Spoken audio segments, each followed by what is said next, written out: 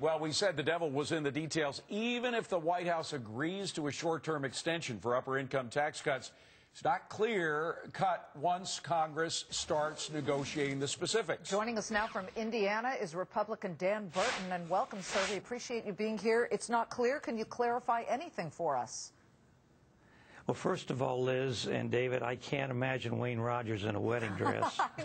I know, don't. But I can. If he's trying to sell something, I can, Congressman. I have to be honest. Go ahead.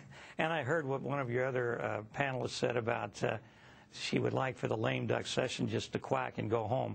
I think it's very likely that a lot of things won't be accomplished that they anticipate. But I do believe that there will be an extension of the tax cuts, because if we don't do that, there's going to be chaos in the business community and in the private sector as well. But there's a concession. That's what we really want to know. There's a concession on behalf of the White House. So can you tell us if you believe that, or have you talked to anybody there? What do they really mean by that? Well, I think that they see that some of the Democrats are peeling off because of last Tuesday's election results. And I think they're concerned that if they don't go ahead with these tax cuts and extending all of them, that there's going to be some more problems within the Democrat caucus, and the president doesn't want that.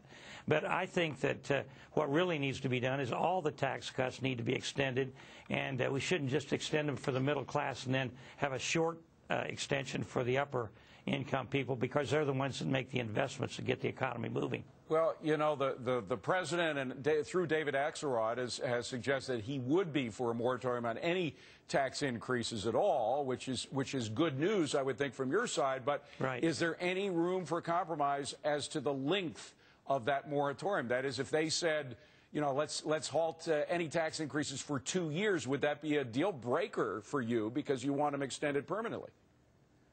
Well, first of all, we don't have the majority in this lame duck session.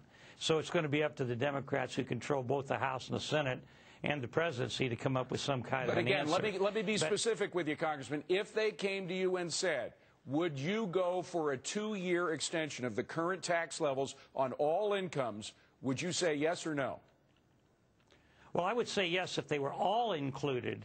But what they're talking about is having an indefinite period of tax cuts for the middle income people. But for the upper income, they're talking about only 2 years. And I think if we extend the tax cuts, they ought to be across the board and for the same period of time. I don't think we should show deference to any group, especially the upper income group who makes the investments that's necessary to create jobs. Representative, though, again, it's not a time, most of us believe that, for tax hikes at all, of course, but we have to find ways to fill what is going to be yet another deeper move to the upside for what we see with this deficit. How do we cut that deficit and keep those tax cuts in place? Well, when Ronald Reagan was president, Liz, they said that if we cut taxes, there would be a huge decrease in revenues coming in, and within 2 or 3 years we almost doubled the amount of tax revenues coming in because we had economic growth and a lot of people going back to work. We also got rid of loopholes, did we not, Representative? And we also got rid of a lot of tax ways to, you know, write things off. Yes, you're absolutely right. Some of that was done.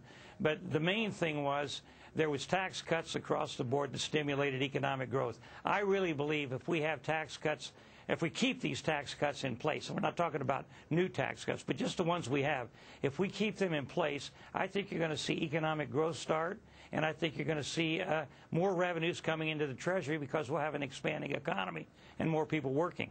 Congressman Dan Burton from the Republican side of the aisle. Thank you very much, Congressman. Appreciate it.